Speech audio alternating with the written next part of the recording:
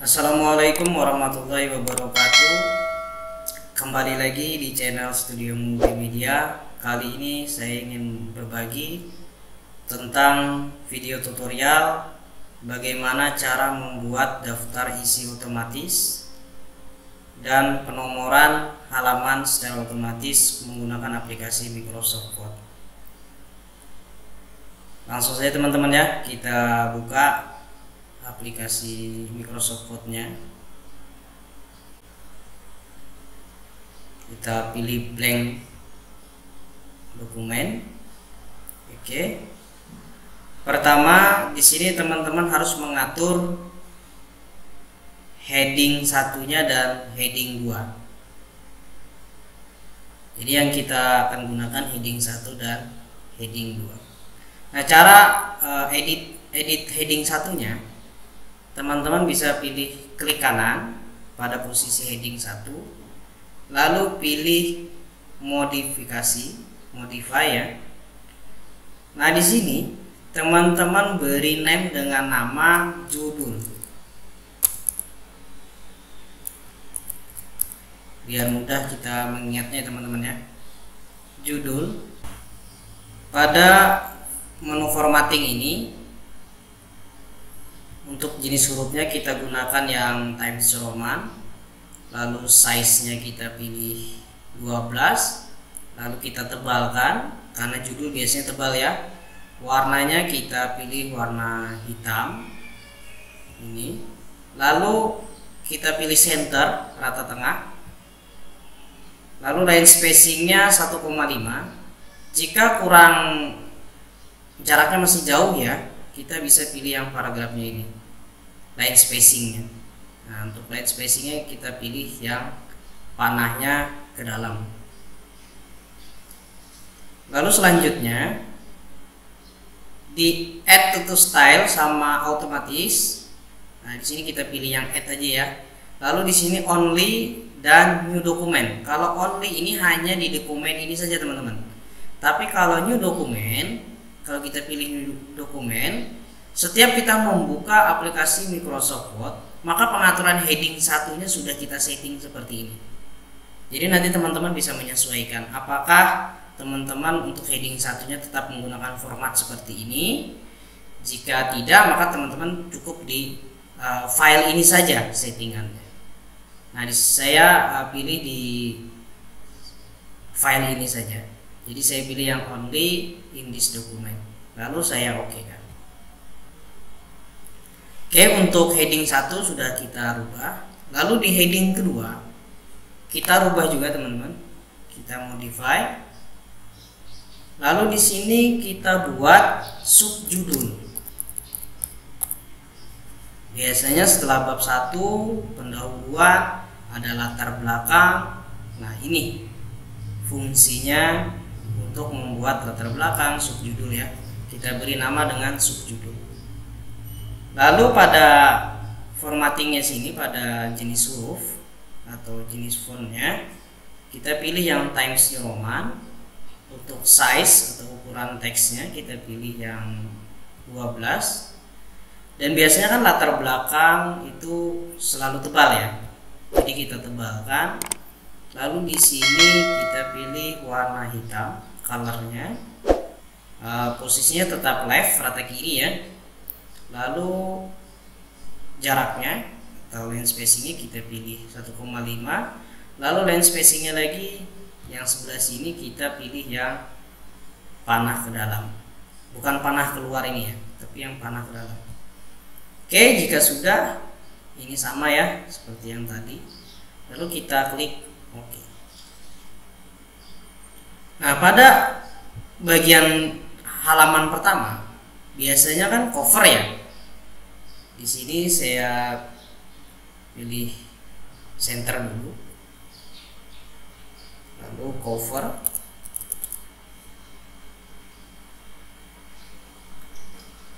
Nah, di sini nanti teman-teman jika sudah membuat covernya, pada halaman kedua atau page kedua atau lembar kedua teman-teman, ini kan masih satu lembar.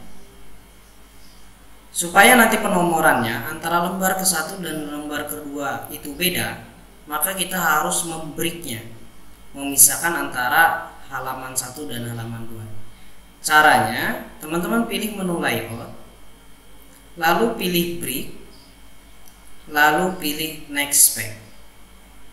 Ya teman-teman ya, agar nomor halaman tidak mengikuti halaman pertama, halaman kedua ya. Jadi antara kertas pertama dan kertas kedua ini berbeda. Terkadang orang kesulitan membuat nomor halamannya.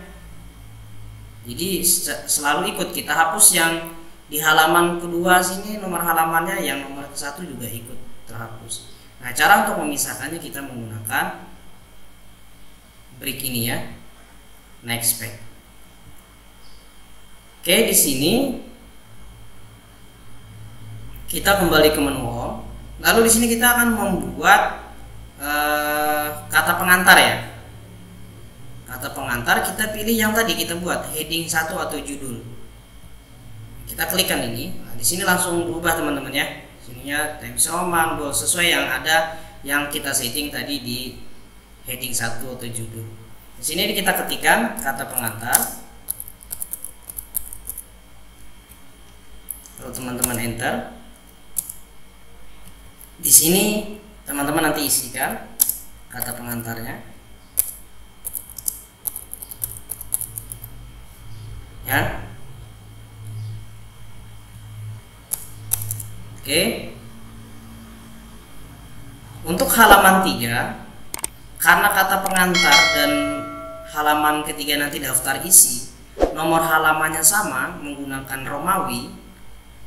Ya, jadi teman-teman cukup tekan kontrol, ya, tekan tombol kontrol dan enter. Nah, jadi langsung dia membuat lembar baru di halaman ketiga. Jika sudah, teman-teman pilih lagi heading 1 atau judul, ketikkan di sini daftar isi. Ya teman-teman, di sini video ini sebagai contoh ya teman-teman. Nanti untuk penyesuaiannya teman-teman sesuaikan saja dengan keperluan teman-teman saat membuat laporan atau skripsi atau tesis. Nanti teman-teman sesuaikan setelah kata pengantar, daftar isi atau apa. Nanti di sini saya hanya memberikan contoh kata pengantar lalu daftar isi. Nah, pada lembar selanjutnya, di sini saya ingin memasukkan bab satunya. Jadi antara daftar isi, kata pengantar dan bab 1 itu kan berbeda nomor halamannya. Yang di bagian daftar isi itu menggunakan Romawi nomor halamannya, sedangkan pada bab 1, 2, 3, 4, 5 itu menggunakan angka. Nah, kalau seperti itu, karena antara Romawi dan angka itu berbeda, maka teman-teman perlu break lagi, memisahkan antara lembar ini dengan lembar selanjutnya. Nah, teman-teman pilih menu layout, lalu break, next page. Itu ya manfaatnya dari break nanti teman-teman. Jadi kita lebih mudah mengatur nomor halamannya nanti. Fungsi dari break. Nah, sekarang kita pilih menu home lagi, lalu teman-teman pilih lagi heading 1. Di sini bisa teman-teman ketikkan bab 1. Nah, untuk pendahuluannya teman-teman, jangan di enter biasa. Nah, contohnya seperti ini, saya Ctrl F ya. Nah, ini di sini ada kata pengantar dan daftar isi. Jadi kalau kita menggunakan heading, di sini ada teman-teman. Nanti teman-teman tekan Ctrl sama huruf F ya. Nanti tampil di samping seperti ini. Nah, di sini kata pengantar, ini daftar isi, lalu bab 1. Kalau teman-teman bab 1-nya pendahuluan teman-teman enter biasa saja, maka pendahuluannya seperti itu teman-teman. dia tidak ikut dengan bab satunya. Maka di sini teman-teman perlu menekan tombol shift enter. Jadi menekan tombol shift dan enter, baru teman-teman ketikkan pendahuluan. Oke, langsung nyambung teman-teman ya. Bab 1 pendahuluan. Walaupun di sininya kita pendahuluannya letaknya di bawah. Jadi menggunakan tombol shift dan enter. Lalu di sini teman-teman enter biasa saja. Nah, untuk membuat sub judulnya pada bab 1, teman-teman pilih yang tadi kita atur di heading 2, yaitu subjudul. Nah, di sini teman-teman, dia posisinya jadi di bawah bab 1 pendahuluan. Misal di sini saya menggunakan huruf teman-teman ya. Nah, ini untuk indennya bisa teman-teman rapikan. Ini inden ya teman-teman ya. Nah, selanjutnya teman-teman bisa ketikkan di sini latar belakang. Teman bisa isi ini, isi latar belakang.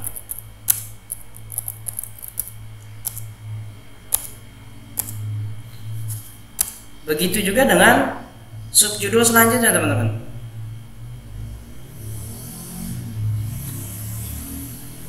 Saya habis latar belakang, teman-teman bisa buat. Kita rapikan lagi menggunakan inden.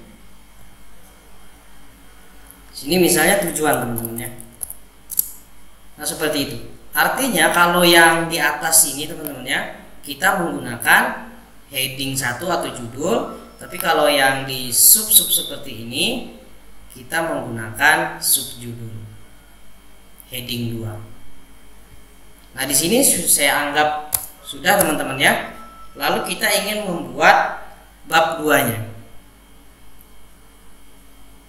Nah, di sini membuat bab 2-nya, teman-teman enter seperti biasa saja.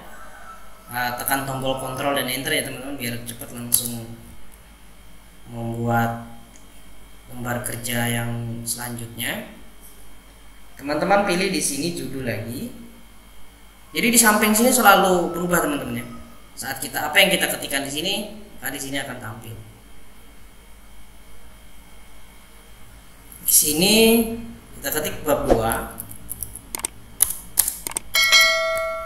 Nah, lalu untuk pembahasannya atau teorinya ya, nanti teman-teman tekan shift enter supaya dia di bawah bab 2-nya.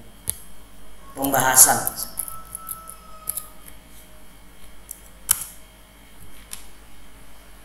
Nah, untuk subjudulnya sama teman-teman. Itu subjudulnya.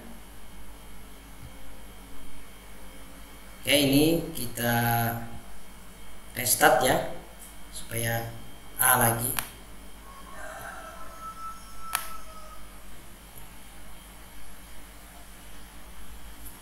Misalnya di sini teman-teman mau pembahasannya teori ya.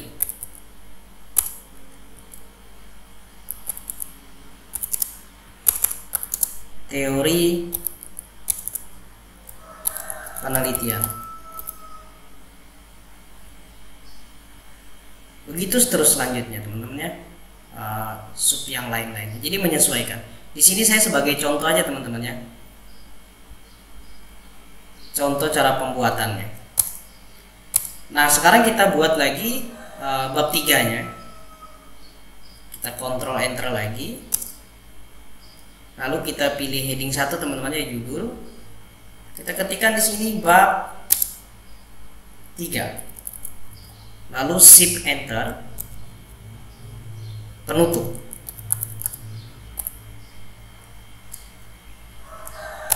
Sama teman-teman. Untuk subjudulnya pilih yang heading 2 subjudul.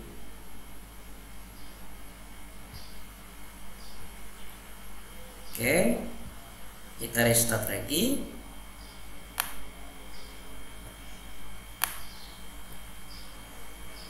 kita bisa pilih di sini, kita ketik kesimpulan.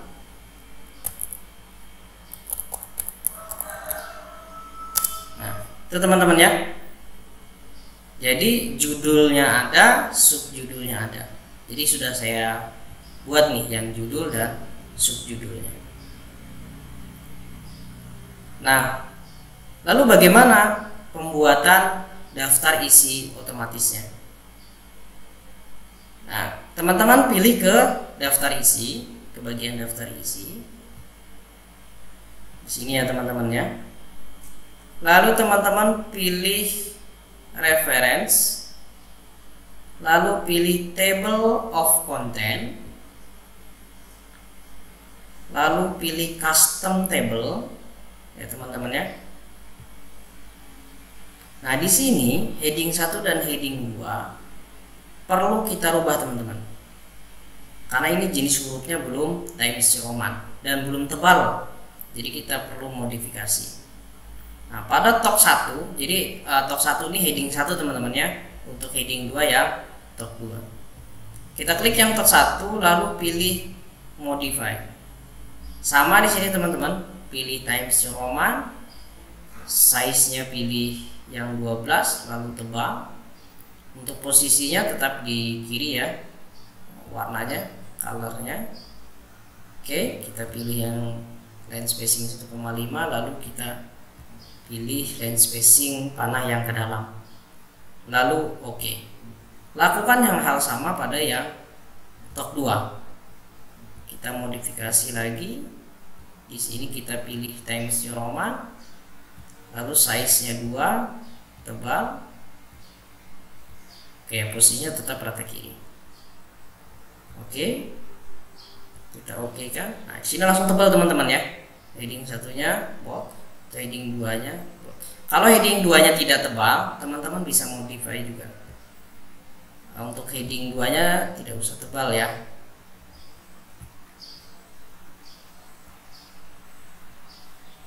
Oke, jadi heading 1-nya aja yang bold. Oke, kalau sudah kita oke kan. Nah, ini teman-teman ya, kata pengantar di halaman kedua, daftar isi di halaman ketiga, bab 1 pendahuluan di halaman keempat. Jadi otomatis teman-teman ya. Nah, sekarang kita merubah nomor halamannya. Kita pilih di halaman kata pengantar di sini.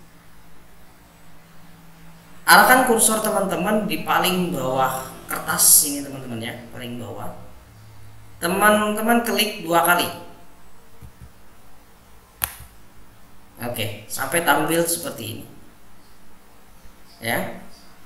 Tampil header and footernya. Nah, di sini teman-teman pilih page number. Lalu pilih format page number. Nah, di sini teman-teman karena kata pengantar dan daftar isi itu menggunakan angka Romawi, maka pilih yang Romawi. Starnya, nanti starnya di sini teman-teman mau star I yang kecil 1 atau yang 2. Biasanya saya menggunakan I kecil 2 kali ya, seperti ini. Pada halaman kata pengantarnya. Lalu saya oke kan. Selanjutnya pilih page number lagi, lalu pilih button page, lalu pilih di tengah posisinya. Jadi teman-teman tinggal menyesuaikan mau letaknya di kiri, tengah, atau kanan. Nah, ini teman-teman ya, langsung ada. Nah, yang ini pada halaman daftar isi I kecil 3 kali. Nah, pada cover ini kan ada teman-teman ya, ada nomor halamannya. Teman-teman pilih dulu di bagian halaman kata pengantar di sini.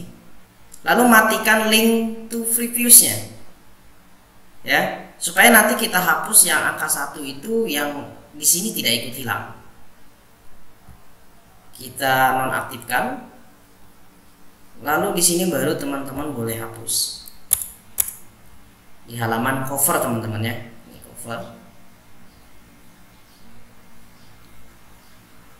Ini ini tidak hilang teman-teman ya, tetap ada. Lalu di sini juga tetap ada di halaman daftar isi. Nah, di bab 1 pendahuluan ini angka 4. Ini bisa kita rubah menjadi angka 1 dengan cara pilih page number, lalu format page numbernya. Nah, di sini teman-teman pilih start. Startnya dari 1 atau 2 atau 3, menyesuaikan keperluan teman-teman. Di sini saya start mulai dari angka 1. Saya klik OK. Oke, berubah teman-teman ya. Lalu yang bab 2-nya halaman 2 dan bab 3 penutup itu di halaman ketiga. Jika sudah, ini fungsi dari break teman-temannya. Jadi kalau pakai break lebih mudah kita mengatur nomor halamannya. Jika sudah, teman-teman tinggal update nih daftar isinya.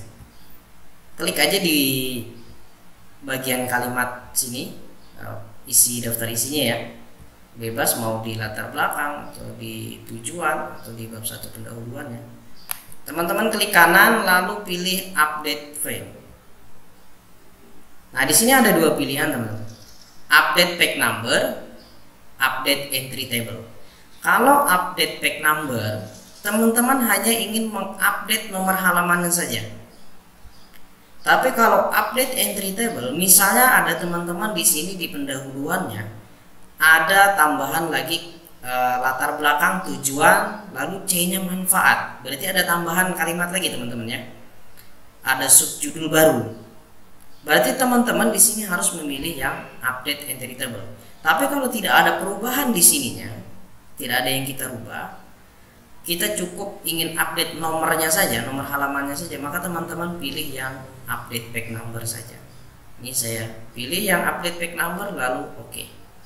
Nah, berubah teman-teman ya. Jadi I kecil 2 kali, kecil 3 kali. Jadi tidak perlu lagi kita ngecek misalnya ada satu file isinya 100 halaman. Kita tidak perlu lagi cek bab 1 di halaman berapa ya, bab 2 di halaman berapa, dan bab 3 di halaman berapa. Kita tidak perlu lagi. Jadi semuanya sudah otomatis. Jadi itu fungsi dari heading 1, heading 2 dan fungsi dari break. Nah, selanjutnya teman-teman bisa rapikan nih. Misalnya di sini mau dikasih titik 2, menggunakan tabulasi teman-teman ya. Misalnya di sini saya menggunakan tabulasi rata kiri. Saya ingin rapikan pendahuluan supaya antara pendahuluan, latar belakang dan sampai penutup itu terlihat lurus. Di sini saya kasih tabulasi. Jadi saya blok dulu teman-teman ya. Di sini saya kasih tabulasi menyesuaikan teman-temannya. Ini ada garisnya, kita lihat sampai bab 3 ternyata masih ada space. Nah, di sini teman-teman bisa tab. Lalu teman-teman kasih titik 2. Tab lagi, tombol tab di keyboard teman-teman ya. Nah, ini kita blok, ini bisa kita geser.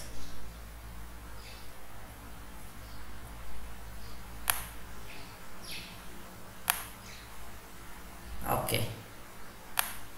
Ini teman-teman ya.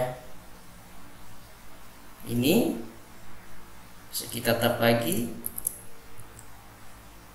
Sama, kita geser lagi menggunakan indennya.